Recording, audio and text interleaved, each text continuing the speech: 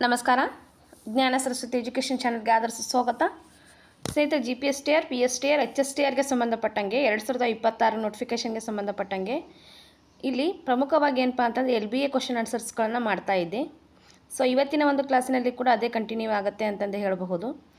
ಏನು ಅಂತ ನೋಡಿದಾಗ ಇಲ್ಲಿ ಪ್ರಮುಖವಾಗಿ ಏನಪ್ಪ ಅಂತಂದರೆ 2026-27ನೇ ಸಾಲಿನ LBAನ ಹೊಸದಾಗಿ ಬಿಟ್ಟಿರ್ತಾರ ಅಂತಂದು ಹೇಳಬಹುದು. ನಿನ್ನೆ ಒಂದು ವೆಬ್ಸೈಟಲ್ಲಿ ಬಿಟ್ಟಿರ್ತಾರ. ಏನಂದರೆ ನಾನು ಈಗ ಪ್ರೀವಿಯಸ್ ಕ್ಲಾಸಸ್ಗಳೆಲ್ಲ 2025-26 ಒಂದು ಪಠ್ಯಕ್ರಮದ ಅನುಸಾರ ಮಾಡಿರ್ತೀನಿ. ಓಕೆ, ಸೊ ನಿನ್ನೆ ಅಷ್ಟೇ ಏನಪ್ಪ ಅಂತಂದರೆ ಹೊಸದಾಗಿ 2026-27 ಬಿಟ್ಟಿರ್ತಾರ ಅಂತಂದು ಹೇಳಬಹುದು. ಸೊ ಅದಕ್ಕಾಗಿ ನಾನು ಏನಪ್ಪ ಅಂತಂದರೆ ಇವತ್ತಿಂದ 8ನೇ ತರಗತಿ ತೊಗೊಳ್ತಾ ಇದ್ದೇನೆ. ಫಸ್ಟಿಗೆ 8ನೇ ತರಗತಿ ಮುಗಿಸ್ಕೊಂಡು ನಂತರದಲ್ಲಿ ಮತ್ತೆ ಬೇರೆ ಬೇರೆ ತರಗತಿಯನ್ನು ನೋಡ್ತಾ ಹೋಗೋಣ. ಯಾಕಂದರೆ ಬಹಳಷ್ಟು ಇಂಪಾರ್ಟೆಂಟ್ ಐತಿ. ಈಗ 6th ಮತ್ತು 7th ತೊಗೊಂಡ್ರೆ ಏನಾಗತ್ತಂತಂದ್ರೆ ಬಹಳಷ್ಟು ಒಂದು ಟೈಮ್ ಬೇಕಾದಂಥ ಕಾರಣದಿಂದಾಗಿ ನಮಗಿವಾಗ ಅಷ್ಟು ಟೈಮ್ ಇರೋದಿಲ್ಲ. ಹಾಗಾಗಿ ಏನಪ್ಪ ಅಂತಂದ್ರೆ ಇಲ್ಲಿ ಪ್ರಮುಖವಾಗಿ ನಾನು 8, 9, 10 ತೊಗೊಳ್ತೇನೆ ಫಸ್ಟ್. ಆಮೇಲೆ ಟೈಮ್ ಇತ್ತಂತಂದ್ರೆ ಏನು ಮಾಡ್ತೇನೆ ರೀ 6th ಮತ್ತು 7th ಕೂಡ ಕಂಟಿನ್ಯೂ ಮಾಡ್ತೀನಿ ಅಂತ ಹೇಳ್ತಾ, ಅದಕ್ಕಾಗಿ ಏನಪ್ಪ ಅಂತಂದರೆ ಇಲ್ಲಿ ಫಸ್ಟ್ 8th ಸ್ಟ್ಯಾಂಡರ್ಡ್ದು 2026-27ನೇ ಸಾಲಿನ ಪರಿಷ್ಕೃತ ಹೊಸದಾಗಿ ಬಿಟ್ಟಂತಹ LBA ಅಂತಂದು ಹೇಳಬಹುದು.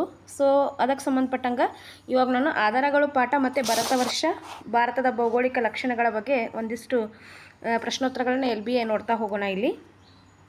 ಓಕೆ, ಇಲ್ಲಿ ನೋಡ್ತಾ ಇರ್ಬೋದು. ಇದು ಹೊಸದಾಗಿ ನಿನ್ನೆ ಅಷ್ಟೇ ಬಿಟ್ಟಂತಹ ಒಂದು ಏನಪ್ಪ ಅಂದರೆ LBA PDF ಆಗೈತ್ರಿ, ಪರಿಷ್ಕೃತ ಆದಂಥ ಕಾರಣದಿಂದಾಗಿ. ಸೊ ಇದನ್ನೇ ನಾವು ಇವಾಗ ಅಭ್ಯಾಸ ಮಾಡಬೇಕಾಗತ್ತೆ. ಅದು ನಾನು ಮೊದಲು ಮಾಡಿದ್ವೆಲ್ಲ ಕ್ಲಾಸ್ 3 ಕ್ಲಾಸ್ ಅದಾವಲ್ಲ ಅವೆಲ್ಲ ಓಲ್ಡ್ ಅಂತಂದೇ ಹೇಳಬಹುದು. ಓಕೆ, 8th ಸ್ಟ್ಯಾಂಡರ್ಡ್ ನೋಡಿ. ಇಲ್ಲಿ ಪ್ರಮುಖವಾಗಿ ಏನಪ್ಪ ಅಂದ್ರೆ ಆಧಾರಗಳು ಪಾಠದ MCQ ಪ್ರಶ್ನೋತ್ತರಗಳು ಇಲ್ಲದವ ಅಂತಂದು ಹೇಳ್ಬೋದು. ಹುಯೆನ್ಸಾಂಗ್ನ ಪ್ರಸಿದ್ಧ ಕೃತಿ ಅಂತಂದಿದೆ ಸಿಯುಕಿ ಇಂಡಿಕಾ ಜಿಯೋಗ್ರಫಿ ಪೋಕೋಕಿ ಅಂತಂದಿದೆ. ಇಲ್ಲಿ ಸರಿಯಾದ ಉತ್ತರವನ್ನು ಗಮನಿಸ್ಕೊಂಡಾಗ ಹುಯೆನ್ಸಾಂಗ್ನ ಒಂದು ಪ್ರಮುಖ ಕೃತಿ ಅಂತಂದಾಗ ಯಾವ್ದು ಬರುತ್ತೆ? ಸಿಯುಕಿ ಆತನ ಒಂದು ಪ್ರಮುಖ ಕೃತಿ ಆಗೈತಿ. ಇನ್ನು ನೆಕ್ಸ್ಟ್ ಪ್ರಾಕ್ತನ ಆಧಾರಕ್ಕೆ ಒಂದು ಉದಾಹರಣೆ ಅಂತಂದಿದೆ ದೇಶೀಯ ಸಾಹಿತ್ಯ, ಮೌಖಿಕ ಆಧಾರ, ವಿದೇಶಿ ಸಾಹಿತ್ಯ, ನಾಣ್ಯಗಳು ಅಂತಂದಿದೆ. ಪ್ರಾಕ್ತನ ಆಧಾರಗಳು ಅಂತಂದಾಗ ನಾಣ್ಯಗಳು, ಶಾಸನಗಳು, ಸ್ಮಾರಕಗಳು ಬರ್ತವು. ಸೊ ಇಲ್ಲಿ ಪ್ರಮುಖವಾಗಿ ಏನಪ್ಪ ಅಂದರೆ ನಾಣ್ಯಗಳು ರೈಟ್ ಆನ್ಸರ್ ಆಗುತ್ತಾ. ಇನ್ನು ನೆಕ್ಸ್ಟ್ ಕ್ವಶನ್ ಬಂದುಬಿಟ್ಟು ಕನ್ನಡದ ಭಾಷೆಯ ಮೊದಲ ಶಾಸನ ಅಂತಂದಿದೆ ಐಹೊಳೆ ಶಾಸನ, ಹಲ್ಮಿಡಿ ಶಾಸನ, ಅಲಹಾಬಾದ್ ಸ್ತಂಭ ಶಾಸನ, ತಾಳಗುಂದ ಶಾಸನ ಅಂತಂದಿದೆ. ಸೊ ಇಲ್ಲಿ ಸರಿಯಾದ ಉತ್ತರ ಹಲ್ಮಿಡಿ ಶಾಸನ ಆಗುತ್ತಾ. ಇನ್ನು ಆಪ್ಷನ್ ಡಿ ಏನಿದೆ ಅಲ್ಲ, ತಾಳಗುಂದ ಸಿಂಹ ಕಂಠಾಂಜನ ಶಾಸನ ಅಂತಂದು ಏನಿದೆ ಅಲ್ಲ, ಸೊ ಇದು ಏನಪ್ಪ ಅಂದರೆ ಪ್ರಮುಖವಾಗಿ ಸಂಸ್ಕೃತ ಶಾಸನವಾಗೈತಿ. ಕರ್ನಾಟಕದ ಮೊದಲ ಸಂಸ್ಕೃತ ಶಾಸನ ಯಾವುದು ಅಂತಂದರೆ ತಾಳಗುಂದ ಶಾಸನ ಅಂತಂದು ನಾವು ಹೇಳ್ತೀವಿ. ಓಕೆ, ನೆಕ್ಸ್ಟ್ ಕ್ವಶನ್ ಉತ್ತರ ಮೇರೂರು ಶಾಸನ ಇವರ ಒಂದು ಕಾಲಕ್ಕೆ ಸೇರಿದೆ ಅಂತಂದಿದೆ ಪಾಂಡ್ಯರು, ಚೇರರು, ಚೋಳರು, ಶಾತವಾಹನರು ಅಂತಂದಿದೆ. ರೈಟ್ ಆನ್ಸರ್ ಬಂದುಬಿಟ್ಟು ಚೋಳರು. ಓಕೆ, ಇಲ್ಲಿ ಉತ್ತರ ಮೇರೂರು ಶಾಸನ ಏನಪ್ಪ ಅಂದರೆ ಚೋಳರ ಗ್ರಾಮಾಡಳಿತದ ಬಗ್ಗೆ ನಮಗೆ ಮಾಹಿತಿಯನ್ನು ಕೊಡುತ್ತೆ. ಸೊ ಇಲ್ಲಿ ಆಪ್ಷನ್ ಸಿ ರೈಟ್ ಆನ್ಸರ್ ಆಗುತ್ತಾ. ನೆಕ್ಸ್ಟ್ 5th ಕ್ವಶನ್ ಮೌಖಿಕ ಆಧಾರಕ್ಕೆ ಒಂದು ಉದಾಹರಣೆ ಅಂತಂದಿದೆ ಶಾಸನ, ಲಾವಣಿ, ಅವಶೇಷ, ಸ್ಮಾರಕ ಅಂತಂದಿದೆ. ಸೊ ಮೌಖಿಕ ಒಂದು ಆಧಾರಕ್ಕೆ ಅಂತಂದಾಗ ಇಲ್ಲಿ ಪ್ರಮುಖವಾಗಿ ಲಾವಣಿಗಳು ಪ್ರಮುಖ ಒಂದು ಉದಾಹರಣೆ ಆಗ್ತವೆ ಅಂತಂದು ಹೇಳಬಹುದು. ನೆಕ್ಸ್ಟ್ ಕ್ವಶನ್ ಭಾರತದಲ್ಲಿ ಮೊದಲು ಶಾಸನ ಹೊರಡಿಸಿದ ಅರಸ ಅಂತಂದಿದೆ ಅಶೋಕ, ಕನಿಷ್ಕ, ಹರ್ಷವರ್ಧನ, ಸಮುದ್ರಗುಪ್ತ ಅಂತಂದಿದೆ. ರೈಟ್ ಆನ್ಸರ್ ಬಂದುಬಿಟ್ಟು ಅಶೋಕ. ಅಶ್ವಘೋಷನ ಈ ಕೃತಿಯು ಪ್ರಮುಖ ಸಾಹಿತ್ಯಕ ಆಧಾರವಾಗಿದೆ ಅಂತಂದಿದೆ. ಇಲ್ಲಿ ಪ್ರಮುಖವಾಗಿ ನೋಡಿದಾಗ ಮುದ್ರಾರಾಕ್ಷಸ, ರಾಜತರಂಗಿಣಿ, ಅರ್ಥಶಾಸ್ತ್ರ, ಬುದ್ಧಚರಿತ ಅಂತಂದಿದೆ. ರೈಟ್ ಆನ್ಸರ್ ಬಂದುಬಿಟ್ಟು ಬುದ್ಧಚರಿತ. ಇನ್ನು ಅರ್ಥಶಾಸ್ತ್ರ ಕೃತಿ ಯಾರ್ದ್ರಿ? ಕೌಟಿಲ್ಯಂದು. ಓಕೆ, ರಾಜತರಂಗಿಣಿ ಯಾರ್ದು? ಕಲ್ಹಣ. ಆಮೇಲೆ ಮುದ್ರಾರಾಕ್ಷಸ ಯಾರ್ದು? ವಿಶಾಖ ದತ್ತ ಗೊತ್ತಿರಬೇಕು, ಎಲ್ಲವನ್ನು ಕೂಡ ಕೇಳ್ತಿರ್ತಾರೆ ಎಕ್ಸಾಮ್ದಾಗ. Okay, yes. ನೆಕ್ಸ್ಟ್ ಇಲ್ಲಿ ಒಂದು ಅಂಕದ ಪ್ರಶ್ನೋತ್ತರಗಳದ ಅವುಗಳನ್ನು ನೋಡ್ಕೊಳ್ಳೋಣ. ಆಧಾರಗಳು ಅಂದರೆ ಏನಂತಂದಿದೆ ಮಾನವನ ಗತಕಾಲದ ಚರಿತ್ರೆಯ ರಚನೆಗೆ ಬೇಕಾದ ಮೂಲ ಸಾಮಗ್ರಿಗಳಿಗೆ ನಾವೇನಂತ ಹೇಳ್ತೀವಿ? ಆಧಾರಗಳು ಅಂತ ಹೇಳ್ತೀವಿ. ಮಾನವನ ಗತಕಾಲದ ಚರಿತ್ರೆಯ ಒಂದು ರಚನೆಗೆ ಬೇಕಾದಂತಹ ಮೂಲ ಸಾಮಗ್ರಿಗಳನ್ನು ಆಧಾರಗಳು ಅಂತ ಹೇಳ್ತೀವಿ. ಆಮೇಲೆ ಪ್ರಾಕ್ತನ ಆಧಾರಗಳು ಅಂದರೆ ಏನಂತಂದಿದೆ ಸಂಶೋಧನೆ ಮತ್ತು ಉತ್ಖನನಗಳಿಂದ ದೊರೆತಿರ್ತಕ್ಕಂಥ ಶಾಸನಗಳು, ನಾಣ್ಯಗಳು, ಸ್ಮಾರಕಗಳು, ಮಡಿಕೆ, ಕುಡಿಕೆ, ಚೂರುಗಳು ಇವುಗಳನ್ನು ಏನಂತಂದು ಹೇಳ್ತೀವಿ ನಾವು ಅಂತಂದರೆ ಪ್ರಾಕ್ತನ ಆಧಾರಗಳು ಅಂತ ಹೇಳ್ತೀವಿ. ಇನ್ನು ಚಾಂದ್ ಬರ್ದಾಯಿ ಬರೆದಂತಹ ಕೃತಿ ಯಾವುದು ಅಂತಂದಿದೆ ಪೃಥ್ವಿರಾಜ ರಾಸೋಹ ಕೃತಿಯನ್ನು ಬರೀತಾನ. ಚೌಹಾಣರ ಪ್ರಸಿದ್ಧ ಅರಸನಾದಂಥ 3ನೇ ಪೃಥ್ವಿರಾಜನ ಒಂದು ಸಾಧನೆಯನ್ನು ತಿಳಿಸುತ್ತೆ ಇದು. ಓಕೆ, ಪೃಥ್ವಿರಾಜ ರಾಸೋಹ ಈತನ ಒಂದು ಕೃತಿಯಾಗಿರುತ್ತೆ. ಇನ್ನು ಶ್ರೀ ವಿಜಯನಿಗೆ ಆಶ್ರಯ ನೀಡಿದಂತಹ ಅರಸ ಅಂತಂದಿದೆ ಅಮೋಘ ವರ್ಷ. ಎಸ್ 11ನೇ ಪ್ರಶ್ನೆಗೆ ಸರಿಯಾದ ಉತ್ತರ ಅಮೋಘ ವರ್ಷ ಆಗಿರ್ತಾನೆ. ಅಮೋಘ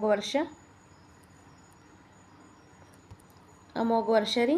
ಓಕೆ, ಸಿಲೋನಿನ ಪ್ರಸಿದ್ಧ 2 ಕೃತಿಗಳಂತಂದಿದೆ, ದೀಪವಂಶ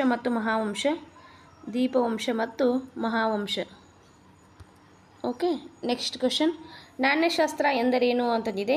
ಎಸ್, ಇಲ್ಲಿ ನಾಣ್ಯಗಳ ಬಗ್ಗೆ ಸ್ವರೂಪ, ವಿಕಾಸ ಹಾಗೂ ಬೆಳವಣಿಗೆಯ ಬಗ್ಗೆ ಅಧ್ಯಯನ ಮಾಡೋದಕ್ಕೆ ನಾಣ್ಯಶಾಸ್ತ್ರ ಅಂತಂದು ಹೇಳ್ತಾರೆ. ಇನ್ನು ನೆಕ್ಸ್ಟ್, ತಾಜ್ ಮಹಲ್ ಎಲ್ಲಿದೆ ಅಂತಂದಿದೆ. ಆಗ್ರಾದಲ್ಲೇ ಐತ್ರಿ. ತಾಜ್ ಮಹಲ್ ಆಗ್ರಾದಲ್ಲಿದೆ. ಬೆಂಗಳೂರಿನಲ್ಲಿರ್ತಕ್ಕಂಥ ರೋಮನ್ ನಾಣ್ಯಗಳು ಏನು ಹೇಳ್ತಾವು ಅಂತಂದಿದೆ. 2000 ವರ್ಷಗಳ ಹಿಂದೆ ರೋಮನ್ ದೇಶದೊಂದಿಗೆ ಭಾರತ ವ್ಯಾಪಾರ ಸಂಪರ್ಕವನ್ನು ಹೊಂದಿತ್ತು ಅಂತಂದು ಈ ರೋಮನ್ ನಾಣ್ಯಗಳು ತಿಳಿಸ್ತವು ಅಂತಂದು ಹೇಳಬಹುದು. ಇನ್ನು ಜಿಯೋಗ್ರಫಿ ಕೃತಿಯನ್ನು ಬರೆದವನು ಯಾರು ಅಂತಂದಿದೆ. ಟಾಲಮಿ ಜಾಗ್ರಫಿ ಕೃತಿಯನ್ನು ಬರೀತಾನ. ಓಕೆ, ಎಸ್, ನೆಕ್ಸ್ಟ್ ಇಲ್ಲಿ ಪ್ರಮುಖವಾಗಿ ಏನಪ್ಪ ಅಂದರೆ ಭರತವರ್ಷ, ಭಾರತದ ಭೌಗೋಳಿಕ ಪ್ರಮುಖ ಲಕ್ಷಣಗಳು, ಅದೊಂದು ಪಾಠವನ್ನು ನೋಡ್ಕೊಳ್ಳೋಣ. ಓಕೆ, ಇಲ್ಲಿ ಆಧಾರಗಳು ಇಷ್ಟು ಕಂಪ್ಲೀಟೆಡ್ ಆಯಿತು. ಇನ್ನು ನೆಕ್ಸ್ಟ್ 2 ಅಂಕದ್ದು 3 ಅಂಕದ ಪ್ರಶ್ನೋತ್ತರಗಳದವು. ಅವು ನಮಗೆ ಡಿಸ್ಕ್ರಿಪ್ಟಿವ್ ಇಲ್ಲದ ಕಾರಣದಿಂದಾಗಿ ಅಲ್ಲಿ ಏನಂದರೆ ಅವುಗಳನ್ನು ಕಲಿಯುವಂಥ ಅವಶ್ಯಕತೆ ಇರೋದಿಲ್ಲ. ಸೊ ಇಲ್ಲಿ ಮುಖ್ಯವಾಗಿ ಏನಪ್ಪ ಅಂದರೆ ನೆಕ್ಸ್ಟ್ ಬಹು ಆಯ್ಕೆಯ ಪ್ರಶ್ನೋತ್ತರಗಳು, ಭರತವರ್ಷ, ಭಾರತದ ಭೌಗೋಳಿಕ ಲಕ್ಷಣಗಳು ಮತ್ತು ಪ್ರಾಗೈತಿಹಾಸ ಕಾಲದ ಒಂದಿಷ್ಟು ಪ್ರಶ್ನೋತ್ತರಗಳದ ಅವುಗಳನ್ನು ನೋಡ್ಕೊಳ್ಳೋಣ. ಭಾರತ ಕರಾವಳಿಯ ಉದ್ದ ಅಂತಂದಿದೆ. ಸೊ ಇಲ್ಲಿ 6100 ಕಿಲೋಮೀಟರ್ ಅಂತಂದು ಹೇಳ್ಬೋದು. ದ್ವೀಪಗಳನ್ನು ಕೂಡ ಇಲ್ಲಿ ಸೇರಿಸ್ಕೊಂಡಾಗ ಎಷ್ಟಾಗುತ್ತೆ? 7516.60 ಕಿಲೋಮೀಟರ್. ನೋಡಿ, 7516.60 ಕಿಲೋಮೀಟರ್ ಏನಪ್ಪ ಅಂತಂದ್ರೆ ದ್ವೀಪಗಳನ್ನು ಹಿಡ್ಕೊಂಡಾಗುತ್ತೆ. ಇಲ್ಲಿ ದ್ವೀಪಗಳನ್ನು ಹೊರತುಪಡಿಸಿದಾಗ 6100 ಕಿಲೋಮೀಟರ್ ಕರಾವಳಿಯ ಉದ್ದ ಭಾರತದ ಐತಿ ಅಂತಂದು ಹೇಳಬಹುದು. ಇನ್ನು ಕರ್ನಾಟಕದ ಕರಾವಳಿ ಉದ್ದವನ್ನು ಕೂಡ ಕೇಳ್ತಾರೆ, 320 ಕಿಲೋಮೀಟರ್. ಗೊತ್ತಿರಲಿ, ಇದು ಸ್ವಲ್ಪ ಇವಾಗ ಅಪ್ಡೇಟ್ ಆಗೈತಿ. ಎಷ್ಟಾಗೈತಿ? 343 ಕಿಲೋಮೀಟರ್ ಆಗಿದೆ. ಆದರೆ ಏನಪ್ಪ ಅಂತಂದ್ರೆ ಪ್ರಸ್ತುತ ನಮ್ಮ ಪಠ್ಯಪುಸ್ತಕದಲ್ಲಿ 320 ಇರೋ ಒಂದು ಕಾರಣದಿಂದಾಗಿ ನಾವು ಇಲ್ಲಿ ಉತ್ತರವನ್ನು ಪ್ರಶ್ನೆಯನ್ನು ಕೇಳಿದಾಗ ನಾಳೆ ಈ 320 ಹಾಕಬೇಕಾಗತ್ತೆ. ಬಟ್ ಕರೆಂಟ್ ಇವೆಂಟ್ಸ್ನಲ್ಲಿ ಏನಾದರೂ ಕೇಳಿದರೆ ಸೊ ನೀವು ಅವಾಗ 343 ಹಾಕಬೇಕಾಗತ್ತೆ ಅಂತಂದು ಹೇಳಬಹುದು. ಓಕೆ, ಇನ್ನು ನೆಕ್ಸ್ಟ್, ಭಾರತವನ್ನು 2 ಸಮಭಾಗಗಳಾಗಿ ವಿಂಗಡಿಸಿದಂತಹ ನದಿ ಅಂತಂದಿದೆ, ನರ್ಮದಾ ನದಿ. ಇನ್ನು ಭಾರತದ ದಕ್ಷಿಣಕ್ಕಿರ್ತಕ್ಕಂತಹ ನೆರೆಯ ರಾಷ್ಟ್ರ ಅಂತಂದಿದೆ, ಶ್ರೀಲಂಕಾ. ಓಕೆ, ದೆನ್ ಭಾರತದ ಪ್ರಾಚೀನ ವಿದೇಶಿ ವ್ಯಾಪಾರ ಈ ಮಾರ್ಗದ ಮೂಲಕ ನಡೀತಾ ಇತ್ತು ಅಂತಂದಿದೆ, ಸಮುದ್ರ ಮಾರ್ಗದ ಮೂಲಕ. ಭಾರತ ಏಷ್ಯಾ ಖಂಡದ ಯಾವ ಭಾಗದಲ್ಲಿದೆ ಅಂತಂದಿದೆ, ದಕ್ಷಿಣ ಭಾಗ. ಭಾರತವು ಏಷ್ಯಾ ಖಂಡದ ದಕ್ಷಿಣ ಭಾಗದಲ್ಲಿದೆ. ನೆಕ್ಸ್ಟ್, ಪ್ರಾಗೈತಿಹಾಸ ಕಾಲದ ಬೂದಿ ಹಕ್ಕುಗಳು ದೊರೆತ ಸ್ಥಳ ಅಂತಂದಿದೆ, ಕರ್ನೂಲು. ಭೌಗೋಳಿಕವಾಗಿ ಭಾರತವು ಒಂದು ಉಪಖಂಡ ಹಾಗೂ ಡ್ಯಾಶ್ ದ್ವೀಪವಾಗಿದೆ ಅಂತಂದಿದೆ, ಪರ್ಯಾಯ ದ್ವೀಪ. Option C right answer. 3 ಕಡೆ ನೀರಿನಿಂದ 1 ಕಡೆ ಭೂಮಿಯಿಂದ ಕೂಡಿದ್ದಕ್ಕಾಗಿ ಭಾರತವನ್ನು ಪರ್ಯಾಯ ದ್ವೀಪ ಅಂತ ಹೇಳ್ತಾರೆ. ಇನ್ನು ನೆಕ್ಸ್ಟ್, ಮಧ್ಯಶಿಲಾಯುಗದ ಆಯುಧಗಳನ್ನು ಹೀಗೆಂದು ಕರೆಯುತ್ತಾರೆ ಅಂತಂದಿದೆ. ಅವು ನೋಡಲಿಕ್ಕೆ ಚಿಕ್ಕವಾಗ್ಯದವಂತ, ಅದಕ್ಕಾಗಿ ಅವುಗಳನ್ನು ಏನಂತ ಕರೀತಾರೆ? ಸೂಕ್ಷ್ಮ ಶಿಲಾಯುಧಗಳು ಅಂತ ಕರೀತಾರೆ. ಓಕೆ, ಮೈಕ್ರೋಲಿಥಿಕ್ ಏಜ್ ಅಂತಂದು ಕೂಡ ಅದನ್ನು ಕರೀತಾರ ಅಂತಂದು ಹೇಳಬಹುದು. ಇನ್ನು ಕೆಳಗಿನ ಪ್ರಶ್ನೆಗಳಿಗೆ ಒಂದು ಪದದಲ್ಲಿ ಉತ್ತರಿಸಿ ಅಂತಂದಿದೆ. ಚರಿತ್ರೆಯ ಪೂರ್ವಕಾಲ ಅಂದರೆ ಏನು ಅಂತಂದಿದೆ. ಓದು ಬರಹ ಗೊತ್ತಿಲ್ಲದಂತಹ ಒಂದು ಕಾಲವನ್ನು ಏನಂತಂದ್ರೆ ಲೇಖನ ಕಲೆಯೇ ಗೊತ್ತಿಲ್ಲತಕ್ಕಂತಹ ಒಂದು ಕಾಲವನ್ನು ಚರಿತ್ರೆಯ ಪೂರ್ವಕಾಲ ಅಂತಂದು ಹೇಳ್ತಾರೆ. ಓಕೆ, ಇನ್ನು ನೆಕ್ಸ್ಟ್, ಭಾರತದಲ್ಲಿ ಒಟ್ಟು ರಾಜ್ಯಗಳು ಕೇಂದ್ರಾಡಳಿತ ಪ್ರದೇಶಗಳು ಅಂತಂದಿದೆ 28 ರಾಜ್ಯಗಳು, 8 ಕೇಂದ್ರಾಡಳಿತ ಪ್ರದೇಶಗಳು, 1 ರಾಷ್ಟ್ರ ರಾಜಧಾನಿ ದೆಹಲಿ ಅಂತಂದು ಹೇಳಬಹುದು. ಇನ್ನು ಜಗತ್ತಿನಲ್ಲಿ ಅತ್ಯಂತ ಎತ್ತರದ ಶಿಖರಗಳನ್ನು ಹೊಂದಿರತಕ್ಕಂತಹ ಪರ್ವತ ಶ್ರೇಣಿ ಯಾವುದು ಅಂತಂದಿದೆ, ಹಿಮಾಲಯ ಪರ್ವತ ಶ್ರೇಣಿ. ಯಾವುದು ಹೇಳಿ? ಹಿಮಾಲಯ ಪರ್ವತ ಶ್ರೇಣಿ. ಇನ್ನು ನೆಕ್ಸ್ಟ್, ಪ್ರಾಚೀನ ಪೂರ್ವ ವೇದ ಕಾಲದ ನಾಗರಿಕತೆಗಳು ಜನಿಸಿದ ನದಿ ದಂಡೆಯನ್ನು ಹೆಸರಿಸಿ ಅಂತಂದಿದೆ. ಸೊ ಇಲ್ಲಿ ಪ್ರಮುಖವಾಗಿ ಗಮನಿಸ್ಕೊಂಡ ಗಂಗಾ ನದಿ ಬಯಲು. ರೇವು ಪಟ್ಟಣಗಳ ಅಭಿವೃದ್ಧಿ ಯಾವ ಪ್ರಬಲ ರಾಜ್ಯಗಳ ಒಂದು ಉದಯಕ್ಕೆ ಕಾರಣವಾಯಿತು ಅಂತಂದಿದೆ, ಪಾಂಡ್ಯ, ಚೇರ ಮತ್ತು ಚೋಳರ ಒಂದು ಉದಯಕ್ಕೆ ಇದು ಕಾರಣವಾಯಿತು ಅಂತ ಹೇಳಬಹುದು.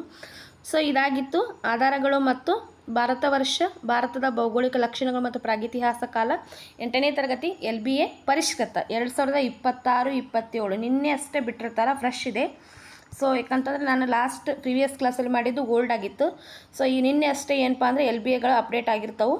ನೀವು ಲಿಂಕ್ ಮೂಲಕ ಈ PDFsಗಳನ್ನ ಕೂಡ ಏನಂದರೆ ಡೌನ್ಲೋಡ್ ಮಾಡ್ಕೋಬಹುದು. ಡೌನ್ಲೋಡ್ ಮಾಡ್ಕೊಂಡು ನೋಡ್ಕೊಳ್ಳಿ. ಬಹಳಷ್ಟು ಇಂಪಾರ್ಟೆಂಟ್ MCQsಗಳು ಮತ್ತು 1 ಅಂಕದ ಪ್ರಶ್ನೋತ್ತರಗಳು ನಮಗೆ ಎಕ್ಸಾಮ್ ಪರ್ಪಸ್ ಏನಪ್ಪ ಅಂತಂದರೆ ಬಹಳಷ್ಟು ಇಂಪಾರ್ಟೆಂಟ್ ಆಗ್ಯಾವು. ಸೊ ಹಾಗಾಗಿ ಏನಪ್ಪ ಅಂತಂದರೆ ಪರಿಷ್ಕೃತ ಆಗಿರುತ್ತೆ. ಈ ಒಂದು ವಿಡಿಯೋ ಲೈಕ್ ಆದರೆ ಒಂದು ಲೈಕ್ ಮಾಡಿ, ಜೊತೆಗೆ ನಿಮ್ಮ ಒಂದು ಫ್ರೆಂಡ್ಸ್ಗಳಿಗೆ ಶೇರ್ ಮಾಡಿ. ಮತ್ತು ನಮ್ಮ ಚಾನಲ್ ಇದುವರೆಗೆ ಯಾರು ಸಬ್ಸ್ಕ್ರೈಬ್ ಮಾಡಿ ಅಂತ ಹೇಳ್ತಾ, ವಿಡಿಯೋ ನೋಡ್ತೀರಾ ಬಟ್ ಲೈಕ್ ಮಾಡೋದಿಲ್ಲ, ಲೈಕ್ ಮಾಡಬೇಕು. ವಿಡಿಯೋ ಲೈಕ್ ಮಾಡಿ ನೋಡಿ ಅಂತ ಹೇಳ್ತಾ, ಥ್ಯಾಂಕ್ ಯು ಆಲ್.